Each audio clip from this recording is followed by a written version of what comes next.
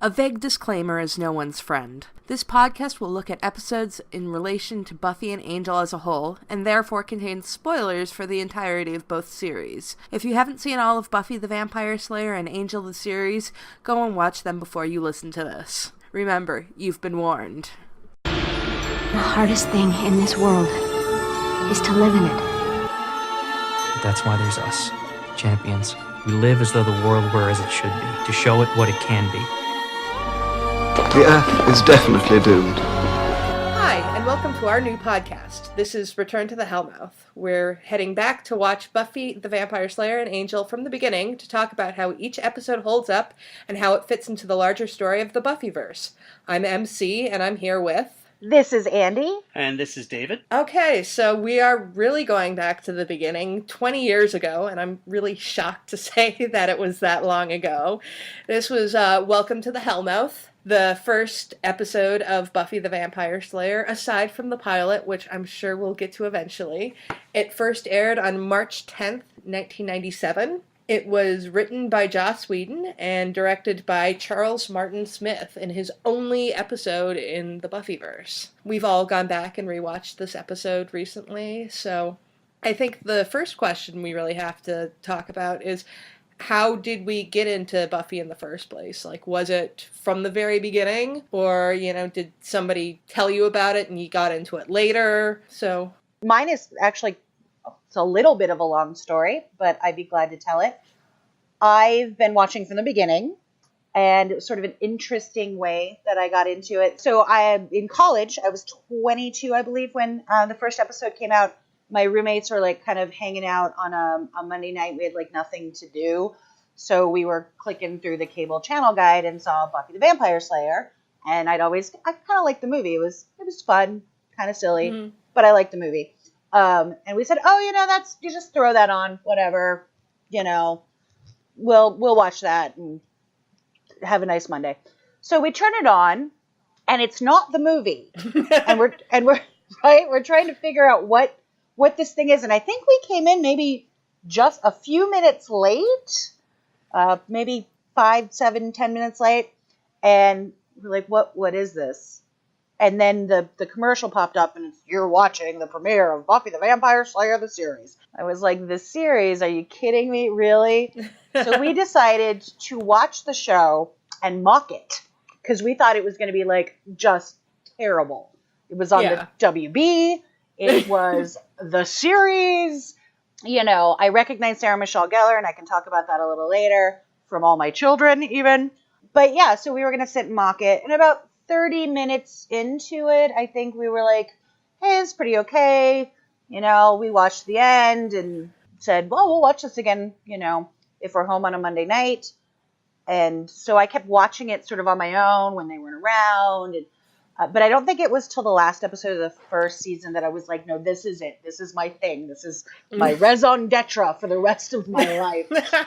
So 20 years on, I'm sitting here doing this podcast, which I'm super excited about, because I think it's been like a touchstone for me as a person, as a fan, and as just a human being. So that's my story. Certainly, you and I met through the Sherlock fandom, but Buffy is the thing that I think we really actually bonded over, because somehow we figured out that both of us were huge Buffy fans, and it's like, whoa, we have people that we could talk about Buffy with. We have to start talking about this just all the time. Absolutely. So yeah, I mean, like, even after all this time, it's still something that people really connect with. So, David, what about you? Yeah, I actually did not get into it at the beginning. I wasn't watching a whole lot of TV at the time, and people were saying to me, oh, you have to watch this show. You have to watch this show. And I was like, yeah, I'll get to it. As I do now with everything. But I actually started watching sometime in season 3. Oh. So, yeah, I wound up not seeing the early episodes until they released them on VHS. Oh, VHS, not even DVD. No, not even DVD. I have the early VHS tapes still. In fact, I even have a UK copy of the first tape for some reason. I don't know why. A friend of mine gave it to me. He's like, oh, you like Buffy? I don't need this. Here, take it. So, but yeah, I mean, I started watching in season 3, and it was just, I mean, honestly, it was just a good show. I mean, it's well written, it's well acted, and it was just very good. Mm-hmm. And I enjoyed watching it. So I kept watching it and then caught up on the early stuff when that was possible, Mm-hmm. and watched everything until it ended. Yeah. Yeah, no, my story was probably a lot closer than with Andie's. I watched from the very beginning. I had seen the Buffy the Vampire Slayer movie when I rented it from the video store, because back in those days I was too young to go to the movies really by myself. My parents would never take me to see something like Buffy the Vampire Slayer. Not because they had anything against vampire slayers, it was just a terrible movie, so they wouldn't take me to see that. But I enjoyed the movie. Pee Wee Herman, overacting his death. I mean, come on. How can you beat that? We'll talk more about that in a later episode.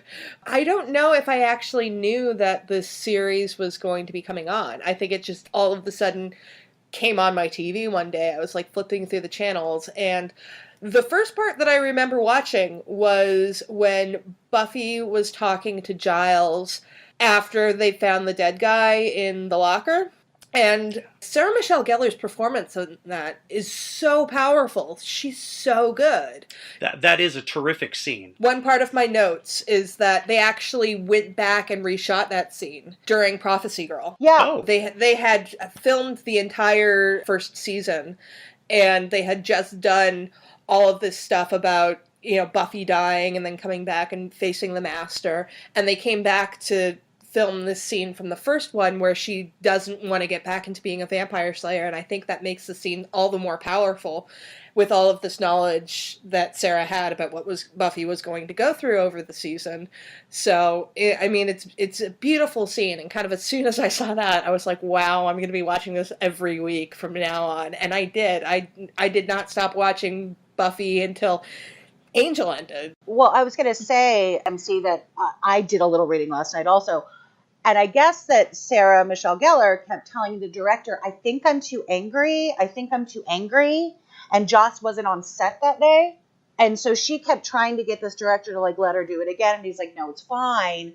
So when Joss saw the footage, he's like, Sarah was right. She was very angry instead of being more intense. So I just thought that was an interesting fact to go along with your fact. That I actually noted when I was taking notes. I actually specifically noted that scene stood out. It really is very powerful. Oh, absolutely. It sort of does the whole.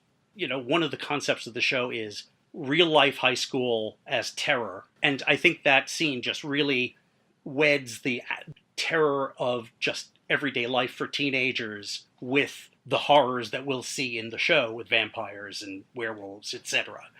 And it really presents that teenage angst in the horror mode. So in going back to rewatch this episode, does anybody feel any differently watching it now than when they first saw it? Well, in my case, I think I'm giving it more thought than I did when I first saw it. Because as I say, I came in around season 3. So when I was watching this, I was sort of just kind of binge watching what I could get hold of to just catch up. Yeah. So I think I concentrated on it more watching it now. I mean, at the time, I think I just was like, oh, this is good. This is what led up to what I'm seeing now. Yeah, I think going back and watching it, I'm going to probably say the show debuted 20 years ago, and I'm probably thinking this at least my 10th or 12th time through the series, if not more. So season 1 is not one I usually go back and watch, maybe a few sporadic episodes, the ones that I really like, ending with Prophecy Girl and moving into season 2. One thing I do notice is season 1, especially this episode, is so, I'm not talking about tone-wise, but it's so dark. It's dark. And vaguely green. Yeah, I definitely know what you're talking about. Sometimes really hard to... I think going back and watching it with a more critical eye to do the podcast, I was just struck about how much that pilot just chugs along. And much of the dialogue, it's so quick, it's so snappy, and I felt like I was watching a West Wing walk and talk a couple different times, because it just flows. The dialogue really works. It really moves. Yeah, absolutely. It just chugs along in this really, even now, very fresh way that makes you want to pay attention, not just the performances, to that whip-smart writing. But I do know what you're talking about in terms of the filming. In season 1, and even going into season 2, they had a very dark filming on it, and I don't know if the WB was not throwing a lot of money at them. Well, definitely during the first season they weren't. But even on DVD, some of the episodes look gritty because of just how dark the exposure is. So, yeah, I can definitely understand that. The music is different in the first season than it is in any of the other seasons, which is something that really stood out to me. It's a lot more B-movie than I think some of the later music was. Was Christoph Beck doing the music in season 1? Christoph Beck was not doing the music in season Aha. 1. I thought I had it in my notes who was doing the music. Oh, yeah, the score for this episode and all season 1 episodes was done by Walter Murphy. Oh. Yeah. Okay. You can tell that it's not Christoph because he's a very distinct style and just really writes the most amazing pieces. So definitely a difference there. Yeah, I think one of the biggest thing that stood out to me in rewatching it this time is, 20 years after I first saw it. I was 13 or 14 when I first watched Buffy. And so, watching it 20 years later, I'm just like, oh my god, everyone was a baby. For sure. And I mean, I'm even talking about Charisma and Nikki, who are 26 at the time and should not be in high school. But yeah, everybody looked so young. Sarah looked, I mean, I don't want to say plump, but she looked very curvaceous in the first season. She does look more curvaceous in the first season. She definitely still has, I guess we'd call it baby fat. Yeah. Yeah, her face is a little rounder than it would become. Yeah. I mean, you can tell, you can see the difference. I mean, it's not a criticism of her, of course. Yeah, she looked gorgeous. Oh yeah, absolutely. Absolutely just not as she would look later. Yeah. And being in my 30s now, I find myself identifying with Giles a lot more than I used to. Oh, can we talk about Giles? So the first time I saw Giles, I was very much like, oh, he's kind of an Obi-Wan figure. Okay, British guy. Cool. And, and I really grew to love him as the series went on. But I am now the same age that Tony Head was when he shot the first season. So now I'm like, oh, hello, Giles. Yeah, no, I'm kind of the same way. Though I do actually have it in my notes that, wow, Giles was basically Wesley in the first episode. He's a little Wesley, yeah, absolutely. Mm-hmm. Yeah, well, I mean, I do think that certainly we will get more into that when we get to season 3, but Wesley was created to go back to the first season Giles, where he's very unsure of himself and very, uptight and British. Right. And I mean, they did, enhance that with Wesley, but when you go back and actually watch the first season, it's like, yeah, I could definitely see why Giles was cringing so much when Wesley came in, because that was what he was. I think Giles does recognize pretty quickly how special she is, though. Oh, yeah. And how different this experience is going to be than what his training had told him. Yeah. Yes, I think he very quickly starts realizing that he's in deeper than he expected to be. And he likes her more than he expected to like her. Yeah. Yes. There's also the fact that by the end of the first episode, and we are just talking about Welcome to the Hellmouth, we'll do an entire other podcast on the Harvest. By the end of the first episode, we've got Xander into the world of vampires. Willow, we're going to have to wait just, about 5 minutes on.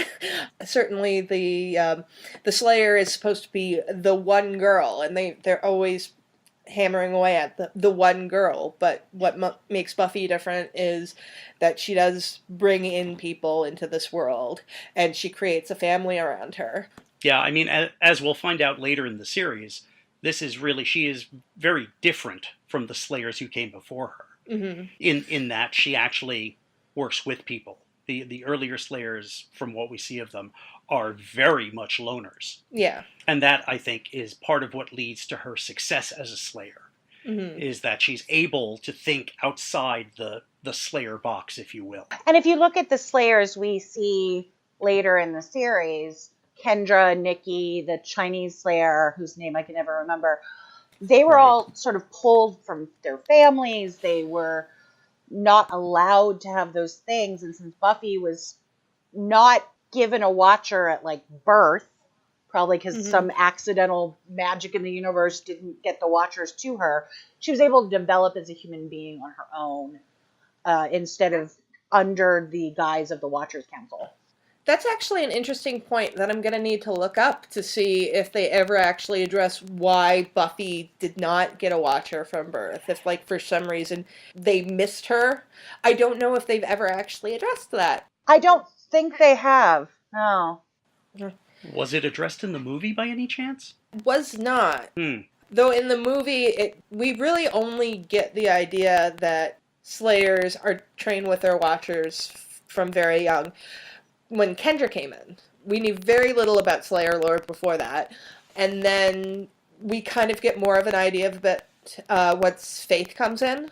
But we actually don't know if Faith had been training all of that long or if it had just been since she was called. But then we see in season 7 that, yes, a lot of Slayers in training train with their Watchers earlier. So Buffy is really an anomaly in that she didn't.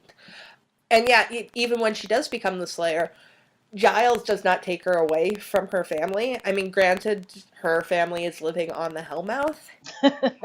And I made a note about that one thing that I really kind of wish that they had done more on the show is dealt more with the mythos about the Hellmouth.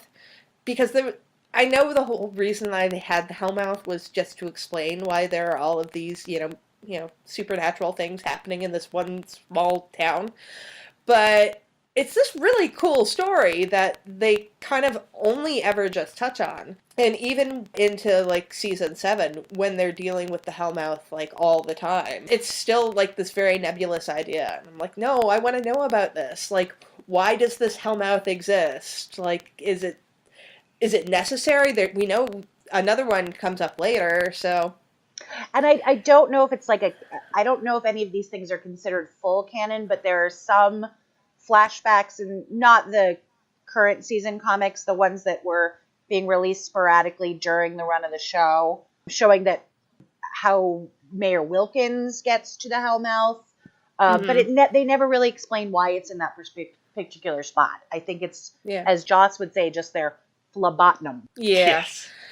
Well, they really, I mean, if you watch this episode, or I guess they don't really speak about the Hellmouth per se that much until the harvest. Yeah. But in these first episodes, it's as though Giles is coming across the concept of a Hellmouth for the first time, and that this is a unique anomaly. Yeah. Later, of course, we would find out there are other Hellmouths. Yeah. And so I have to say, and that's also with the issue of Slayers being trained from youth. As I think, I hate to say it, but it seems like the continuity people were not really on top of this. It's not consistent. And the show is good enough that you don't really notice it until you examine it like we're doing now. But yeah, there is definitely some inconsistency here. I found that quite a bit watching Buffy, and believe me, it's my all-time favorite piece of media. But there are a lot of inconsistencies. It's like they didn't go and make that sort of Bible like they had in the X-Files, where these were the things that were happening, and you had to check it to make sure the writer was getting everything right. I think a lot more was on the fly, and that makes it very cool in a way. They could change things up or sort of go off their original plan as things with actors happened or whatever it may be. But yeah, I don't think they had it figured out as much as the fans probably would like. Right. I think later on they ended up coming up with more solid ideas of things. I mean, that's how we get the whole arc that goes from graduation day up until the gift. There was certainly a plan there. By the time we get to season 3, you are seeing a lot more continuity carrying through. I mean, I don't think it was like the be-all and end-all, but yeah, definitely for this first season. I mean, for this first season, they didn't know that they were going to get more than 12 episodes. And really, if you watch the entire first season, and that's all you see, it makes a very complete story. Oh, absolutely. Yeah. Yeah, no, it's definitely, I mean, the continuity solidifies as you go on. And I think that definitely is partially because who knew what was going to happen with this? There was nothing like this ever before. So whether or not it would be renewed was totally up in the air. I wasn't sure if it was going to be renewed at the end of Prophecy Girl. I was like, do I get more of this? Yeah, I don't think anybody was. I don't think Joss knew. I don't think even Joss knew until later on when it was popular. And I actually do have numbers. Welcome to the Hellmouth earned a Nielsen rating of 3.4, which means 3.4% of all Nielsen families watched it. It was the 100th most watched episode of television that aired during the week of March 16th. It wasn't like a super huge success, but I mean, it was successful enough. And I think that's something that we're going to find going throughout the seasons, is that Buffy was never a huge success, but it always had a cult following. Because even in the first season, I remember seeing articles in TV Guide or the newspaper that's like, there's this weird little show that's kind of cool and maybe you should check it out. The funny thing, though, is by 90s standards, it wasn't a huge success, but with the TV networks now struggling for ratings, they would be delighted Oh yeah, at a definitely. show that made the ratings it was getting. Right. Yeah, well, I'm pretty sure it gets similar numbers to something like Supernatural, which is going into season like 13 or whatever. So, and I mean, Buffy was something that several times they weren't sure if it was going to be renewed or not. Yeah. And also, this episode was nominated for an Emmy for outstanding makeup, of all things. Huh. Which I was actually going to say that the makeup and special effects in this first episode were not... Yeah, I guess by 90s standards they were really good, but going back and watching them now, some of them are a bit cringy. I mean, just compared to what they do later on in the series, there's one particular jump cut of Darla transforming, and I'm just like, yeah, people are doing better stuff than that on YouTube these days. So Yeah, I mean, that's actually one of my general observations about this episode, and it's kind of the thing that kept coming back to me is like, they're not quite there yet. yeah. With lots of things. The characterizations aren't quite what we would come to see, except Xander. Xander seems to be Xander. Except for that whole skateboarding thing. The one time. But his personality is pretty Yeah. much what we would... Whereas Buffy's still trying to fit in, Yeah. and that's a little weird to see going back. And Cordelia's a little almost too Cordelia. Yeah, and Willow's a bit too hesitant. She Yes. hasn't quite fit into that. She's kind of quirky and... Yeah, I couldn't decide if that was that the characterization hadn't quite clicked yet, or if that was just part of her, what became her arc, is that she starts out here, and by meeting Buffy, she gains the confidence to do more. I think partially, and then there's also the fact that they really couldn't afford to dress Willow better than this, because, I mean, Right. she does dress in, like, really funky stuff in the later seasons, but it's actually, a lot of it was designer. Right. So this is, I think it might have actually been from Sears. From the school uniform section. Yeah, and I think with Xander, I think one of the reasons why he was just so dead on is because Xander's Joss. Yes. I mean, just he's flat out, he's Joss. That's exactly what I was thinking. And I actually did make a note of it, and I think it's actually in my Harvest notes, that Xander bugs me. Oh, Xander That's bugs. one of the things that is coming back and rewatching it, is I really liked Xander when I first watched the show, but going back and watching it now, I'm like, you are such a fucking nice guy. Oh, absolutely. That's in my notes too. Gosh, I remember how much I loved Xander at the time. He was sarcastic, and he had that cute 90s floppy boy haircut that I loved so much. But going in and watching it as 22 is sort of an adult, but really as an adult, I'm sort of like, oh man, you are a nice guy. You're right. Really big fucking nice guy. Yeah, I mean, Xander, in these two episodes, I think, this and The Harvest, Xander comes off possibly a little better. Maybe I'm misreading it, or you have a different opinion, but I think he comes off better than he might otherwise, just because Jesse's so awful. Yeah, we haven't even talked about Jesse yet. Because Jesse's really annoying. Yeah, Jesse's really annoying, and I think, if I recall correctly, in the original script Joss wrote, Xander's the type of guy who's going to grow out of his awkwardness. Jesse's not. And in fact, he does not. And he does not. He's not given the chance. And I did make a mention of, poor Jesse. Not only, spoiler, but, Jesse gets killed, but he gets completely forgotten by his friends for just ever and ever and ever. They never come back to that. Yeah, that's always sort of bothered me that they've never mentioned Jesse ever again. And he was obviously probably just as important. Friend. Yeah, he was Xander's best friend. Yeah. Willow knew him really well. I suspect he was roaming around the playground with them when, Xander was taking the heads off of Willow's Barbies and giving her yellow crayons. So yeah, there was in a draft of Conversations with Dead People from season 7. Jesse was supposed to come back and talk to Xander. Wow. But they weren't able to get Eric Balfour. I think at the time he was doing 6 Feet Under. Sounds about right. That's a shame. That would have been really interesting. It would have been really interesting if they had brought him back and actually had him call Xander out on the fact that he was this forgotten friend that was, supposed to be really close to them. And then they just kind of fit Buffy in. Buffy is like Jesse, but better because Xander wants to fuck her, so. That's really his whole everything, is Xander is so focused on basically getting him Buffy's pants. Yeah. Yeah. Which, given his age, is not surprising. I mean, not a good thing, but. Yeah. And other notes that I made is that considering that I am a 90s girl, the fashions and hairstyles in this, I still think are super cute. I don't know about season 1. Season 1, I'm a little but I did note that, is this the one where Buffy has that blue pleather jacket? I believe she does. Yeah, I think so. I had a very similar jacket, and I wore the short dresses with the knee boots.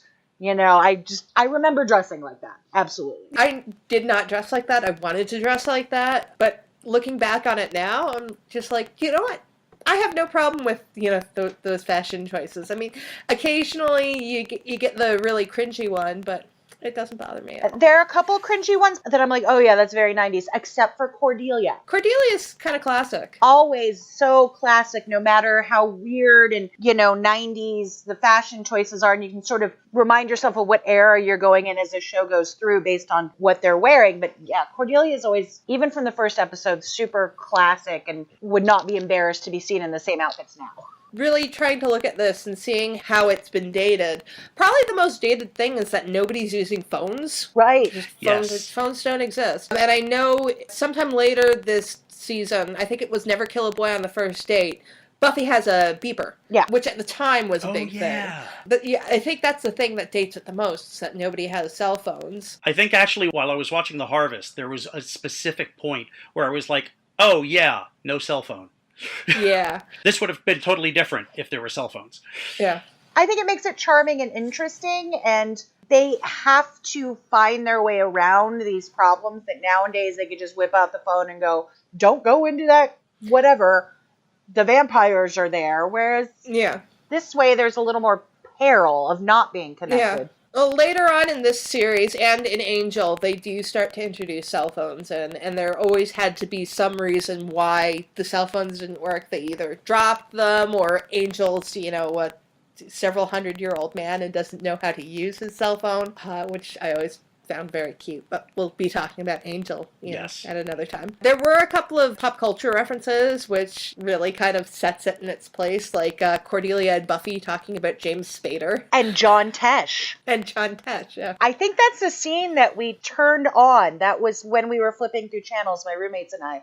We're like, what is this thing? But that conversation is just so hilarious. Yeah. Yeah. It's a really good conversation, and it really kind of sets up Cordelia and Buffy. And this actually leads into, talking about specific characters, and just, this episode is of course huge because it's introducing everybody. And one thing I made a note of is that Buffy is portrayed as being a popular girl who is just kind of gone down on her luck, but she is kind of the blonde cheerleader type, and Cordelia immediately gravitates to her. But Buffy goes and seeks out Willow. Part of me is wondering if this is, while the Buffy movie is not canon, it's canon-ish, and they do have a comic later which is canon that introduces Pike back into things, so we're to extrapolate that something around there happened. So Buffy at this point is able to see past popularity and, see more of people who are of worth, but maybe not terribly popular. So she does go to Willow, which I think is something that really establishes Buffy's character. Yeah, well, in the movie, her so-called best friends, the popular girls, really abandon her. And so maybe that is why she's chosen to seek out Willow, because she maybe doesn't want to get so involved with that whole popularity thing again. There's some of that. I think there's also the fact that when she does seek out Willow, in that scene, Cordelia shows up. Even before that, Cordelia shows her attitude towards Willow. Yeah. And I think the initial interaction we see between Cordelia and Willow kind of pushes Buffy in that direction, and then the later interaction when Buffy's actually talking to Willow and Cordelia comes over and is completely awful, I think that cements Buffy's allegiances, if you will. It's, you know, let's face it, Cordelia here is not a good person. No, she's she's really not. pretty awful. I mean, she gets better, but here she's just, again, she hasn't become the Cordelia we will come to know. But what we do see is just not good. Yeah. Yeah, no, Cordelia is really, I think, going through both Buffy and Angel. Cordelia has kind of the largest character arc of any of the characters, because she changes just so much from her initial appearance. Maybe with the possible exception of Spike, because Spike certainly changes quite a bit. True. But yeah, Cordelia is awful in this first episode, and one thing that struck me is just how small the cast is. Not in terms of them being babies, even though they are, but when I think about Buffy, there's just so many characters that come to mind. You know, Spike and Oz and Anya. But when you actually go back to the first season, I mean, David Boreanaz wasn't even a regular at the time. He just came up every once in a while. Right. So, and I mean, Cordelia is part of the regular cast, but she is not part of the regular group until we get to when she was bad. So it's really just kind of the core four. And this whole first season is about them kind of developing their bond together. And even with this first half, because Welcome to the Hellmouth first aired, it was Welcome to the Hellmouth and the Harvest as like a 2-hour movie. And we're addressing it separately because I don't know if you can even find the 2-hour version of it now. I think everywhere it's split into 2. Yeah, I don't know of a source for, I mean, it might be on YouTube somewhere. I don't know. I think it's pretty much exactly the same. It's the same, it's just they're split up. Yeah, they're just split up. Even in this first episode, Willow is not actually part of the group yet, because it's only at the very end of this one that she's taken by Thomas. Kind of interesting to talk about this one without talking about the Harvest, but I think there's just so much to talk about with these two that we do need to address them separately. I'm trying to not talk about, what happens in the Harvest. I'm only staying on the page of my notes that has the Hellmouth. So much of this episode was dealing with Buffy trying to stay out of slaying and then kind of being pulled back into it. And so much of her relationship with Xander. There's a lot of Buffy and Xander together. To the point of me wondering if Buffy and Xander were originally supposed to be like the couple on the show. I'm not sure, because they certainly did not know exactly what they were doing from the beginning, because they didn't know that Angel was going to be a vampire yet. But I don't know if that was... I think that's actually a scene in The Harvest where you see him in the sun, so... I think they knew. They shot all these 12 episodes all at the same time with no feedback, and then just released them as 12. So they knew Angel was going to be a vampire. They just hadn't figured out how to shoot him and not give away the secret. Really, this episode, there's a lot of Buffy and there's a lot of Xander. And I mean, part of that also might have to do with how much Joss loved writing Xander. Yeah, as much as Xander drives me crazy, he really does get the best one-liners. He really does. Really, just zingers. Yeah, he does. Yeah, it's hard for me to remember how much I love Xander now. Whereas now I find him completely annoying until maybe he meets Anya, actually. Well, I think, part of that is it's getting older, and also the fact that writing in the 90s was a little bit different. There is going to be stuff that comes up in later episodes where I'm going to... You're actually probably going to have to shut me up, because I'm going to be saying, you know what, if they were doing this today, they wouldn't be able to do that, because I have feelings. Oh, yeah. No, it's... In 20 years, things have definitely changed. Of course, we've also what's Buffy the Vampire Slayer without villains? We're also in this episode introduced to the Master and to a character that didn't seem like she was going to be that important, but becomes super important throughout the Buffyverse. We get Darla. Yeah, I had noticed that, because she really comes across as a one-off here. Yeah, She will become extremely important. Yeah, well, in Buffy, I think in the first season, she only appears in this, and then if I remember correctly, she appears in Angel, and that's it. Yeah, she appears in the episode Angel, yeah. Yes. Yeah. So I have a note, and it's like, what's with the simpering Darla? Oh, yeah. Yeah, she's just simpering and in front of the Master, and it's not Yeah. the Darla we know, because obviously I don't think they had any inkling. They had no clue about They what didn't even know they were doing going to with have a Darla. spin-off. Yeah, Darla, she's simpering in front of the Master. She comes off as a lot younger than she would in, particularly once we get over onto Angel.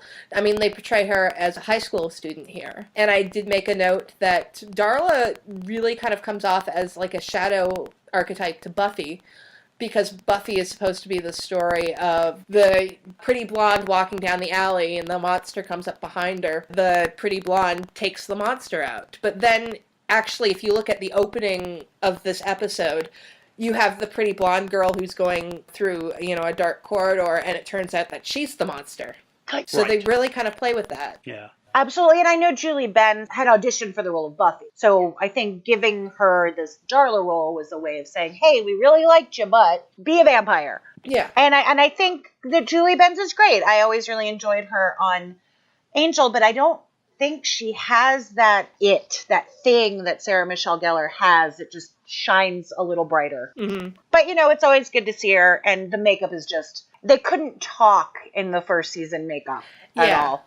Oh, no, they can't. Their diction is terrible. I think they probably had standard teeth and prosthetics for everyone, and it was only in later seasons that they were building them custom for everybody. That would certainly make sense. We get Mark Metcalf as the Master. You mean the sass He's good, master? And Brian Thompson is also just wonderful. I love his performance as Luke. I've always loved it. It's really... I'm almost sorry we don't ever see him again. It strikes me as strange that you have this character like Luke, who does come off as a very strong bad guy, and then they just kill him off in the first episode, which apparently is Brian Thompson's, lot in life when it comes to Buffy, because he's always playing super powerful characters to get killed off in two-parters.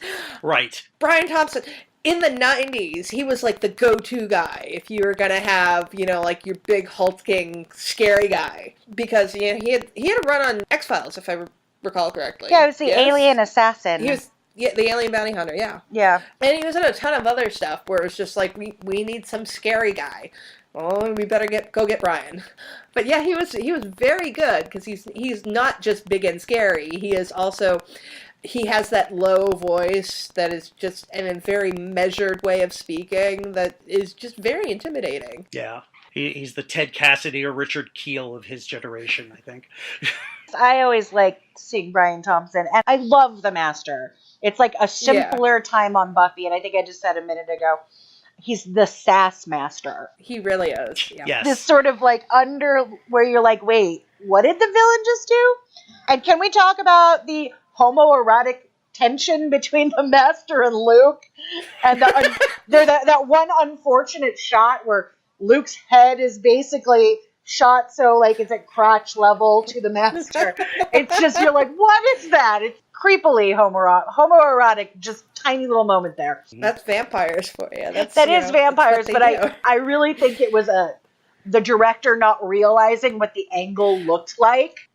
Oh yeah. Until definitely. later on, and you're like, but the Master and Luke's relationship, I wish we knew a little bit more. Also, I wish we knew more about the Order of Aurelius and how it works. I am obsessed with the idea of the Order of Aurelius. Yeah, and how that works, and then you see them again later in Angel episodes, but you don't really get sort of really how hard, solid facts about how that works. Yeah. And the bloodline and all that good stuff. Because all of the Fang gang are all technically members of the Order of Aurelius. This is how much of a nerd I am. I actually have a Bloodline of Aurelius family tree that I made.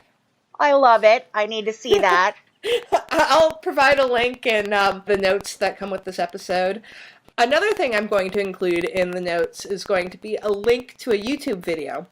When this episode first aired, and I don't think it's ever aired since, they had a promo spot talking about two slayers. One of them was Lucy Hanover from Virginia in 1866, and the other is an unidentified Chicago woman in 1927. And it's this very cool little promo, which is just trying to set up Slayer lore. And they never put on any DVDs, but somebody put it up on YouTube because I guess they had taped the first episode, and it's all, there's like tracking on it and everything, but it is worth seeing just for historical context. Oh, I remember that little video. I wish they'd gotten more into Slayer lore, much like I'd love to see more Order of Aurelia stuff, because I'm just that kind of nerd. Oh, yeah. I'm the same kind of nerd. I know.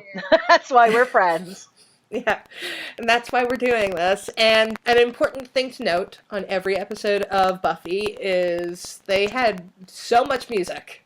It's like that's how smaller bands were coming up in the 90s. It's like, let's get on Buffy. And Welcome to Hellmouth is no exception. And they had Antiheroes by Shake the Faith, played when Buffy was going to school with Joyce. And Saturated, Believe, Swirl, and Things Are Changing by Sprung Monkey.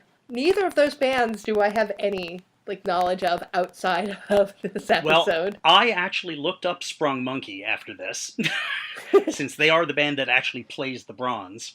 Yeah. And apparently they are still around. Really?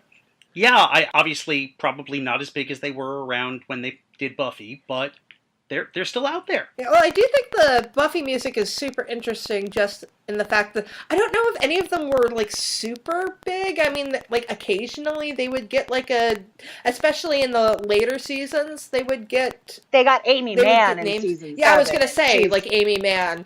Occasionally they would get names, but actually for the most part, Buffy was kind of like a stepping stone to hopefully more success, though it usually didn't quite work out that way. Except Chibomato, because they claw dance. Oh, we'll be talking about Chibomato because yeah, I have feelings about that scene. Yes, I'm sure we'll get there several weeks when we get to season 2. Yeah. Right. But the joke had to be made. Yes. Speaking of sound, there's one thing that kind of hit me right away. The voiceover at the beginning, in every generation there's a Slayer. Did they just record a temp track and never get a real voice actor to do that? It sounds awful. They eventually replace it with Giles, but it's not for a while. Not for a while, and it's really not good. No, I mean, the guy they have doing it is just, he's not good. I'm sorry. I think that's a lack of money on their part, because that's actually the same guy that they had doing the promos at the time. And I'm trying to think of when they actually changed over to Giles. Was it during? Was it the start of season 2? We'd have to check. I don't know. Sure we'll find out. The promo guy cracks me up, though. If you go back and watch those old promos, it's now. You know what? I'm not even going to try to do the voice because I can't do it justice. But it's, I don't know. Go find some because it's just ridiculous. And they use him, I don't know, at least the first 3 or 4 seasons. Yeah. The promo guy. He makes me giggle because it's now on a new Buffy the Vampire. Again, don't ask me to do an impersonation. It's bad. We didn't really talk about Joyce. Oh, we didn't talk about Joyce. Yeah, she's a very small part in this. Yeah. But it really kind of defines who Joyce is. Up until, I'd say, season 5, when she becomes more of a character.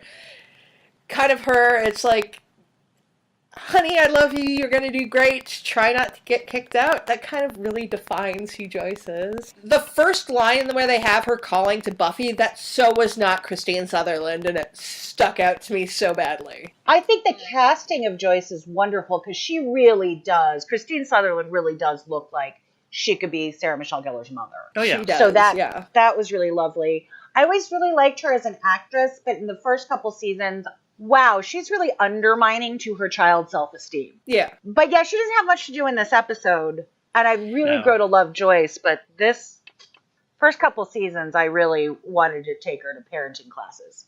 It's really not until season 3, after she finds out about Buffy being the Slayer, that she really starts to come into her own as a character and is a little more accepting. By the way, I mean, I know we've been talking about Buffy just a lot of the other episodes, but if you have not seen all of Buffy, there are going to be spoilers. So, I mean, the show's been out for 20 years, and this is specifically a rewatch. But just to warn people, if you've decided finally that you're going to give in and watch Buffy and listen to this podcast after you do, we're going to be talking about stuff that happens on later. This is probably not the podcast you're looking for. Yeah. If you're just starting on your first watch, this may not be the best thing to listen to. Yeah. After you've watched the whole thing once, come back and re-listen. Oh, yeah, definitely. We'll still be here. We'll still be here. What else? I'm trying to look at my notes to see if I had anything. I mean, we talked about Buffy, but here's something I always strikes me about the Buffy fandom. Buffy is never anyone's favorite character. No. Which is weird, because I think she really is my favorite character. I think Buffy might have main character syndrome. This does happen with a lot of main characters. I mean, in the Harry Potter fandom, Harry Potter's rarely people's favorite character. It's because you're with them all of the time. You see absolutely everything from them. There's not really a whole lot you can kind of build onto. Like with somebody like Xander, you can really identify with him because he's not the main hero, and also you don't see him all of the time, so it's like maybe during his spare time he's doing this or whatever. And Buffy just had such a burden to bear and is just so larger than life that I think that a lot of people really, I found that you're either Willow's your favorite character, Xander's your favorite character, or Spike's your favorite character. I love all three of those characters, I do, but I don't know, there's something about Buffy that I guess I've always sort of related to. I can't slay vampires, which is a darn shame. But have you ever tried? You know, if I could find some, maybe. Well, you'll never know if you don't try, so. I mean, I'm sure at the beginning it was that whole doomed romance with the broody guy that I was probably falling for, because that was what my 20s were all about. But I've grown to love her more and more over the years. She's smart, she's inventive, she's a young woman in the world trying to figure out not only how to do this chosen duty, but relate to her mother, relate to her friends, try to maybe get a decent grade in school, balance how she's going to approach her relationships with men.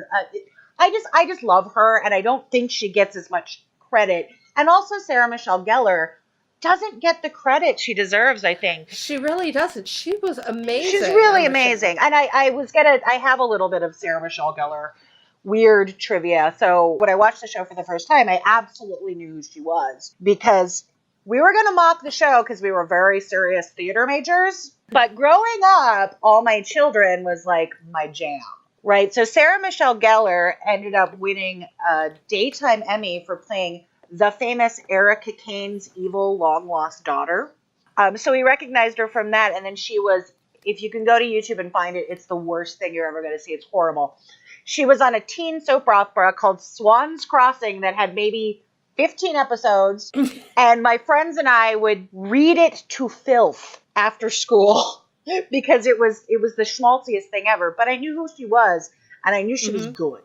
So I guess maybe that kind of colored my view even going into the show. I'm like, oh, hey, it's Kendall from All My Children, but blonde. The only one that I recognized coming in was Allie. I recognized her as, hey, that's Dan Aykroyd's kid from My Stepmother is an Alien. Which she was in with Seth Green. Yes. Yeah. And I recognized Tony Head from the coffee commercials. Yeah, the Taster's Choice, I believe. Mm-hmm. I think it was Taster's Choice, yeah. I think it was Taster's Choice in North America, but it was something else in the UK, but that's okay. We're North Americans here. Yeah. So yeah, no, I just wanted to talk a little bit about Buffy herself, because I do think she gets Fair a little. enough, yeah. I'm going to be the Buffy cheerleader on this Buffy podcast. We will please definitely be talking a lot about Buffy, absolutely. because there's just so much to talk about her with. I do think at this point we've kind of reached the end of what we could talk about without getting into the Harvest, and I do want to spend a good amount of time talking about the Harvest. I was just saying, my one other thing was the line that got the biggest laugh in my house when I was rewatching was the "you look like DeBarge." I made a note about that, and I said that was the last time DeBarge was mentioned until Holtzman was dancing to it in Ghostbusters. Absolutely. That got a giggle from my fiance. I think that was the only time he looked up from what he was doing was the "you look like DeBarge." And that it was so great that maybe that fashion power was never mentioned again, but it's definitely better than the menstrual cramps. The menstrual cramps were just that she had awful. in the movie. We will eventually get to talking about the movie. We can't start off with it. No, but we definitely will talk about it later. So I think that's about what I had. So there you go. Yeah. All right, then. So that's going to be it for this week. Next time, we'll be talking about episode 2, The Harvest. So until then, this is Emcee. This is Andie. This is David. And we'll see you next week. So this is the section of the episode where we'll be reading comments and emails from our listeners. But of course, since this is the first episode, there aren't any. You can leave us comments at our website, returntothehellmouth.com, or on Tumblr and Facebook at returntothehellmouth, or on Twitter at hellmouthreturns, or email us at returntothehellmouth@gmail.com. We'll be sure to read anything you have for us on the show. The next episode, The Harvest, is going to be on March 21st, on our normal posting day of Tuesday. See you then. Grr. Arg. Grr. Arg.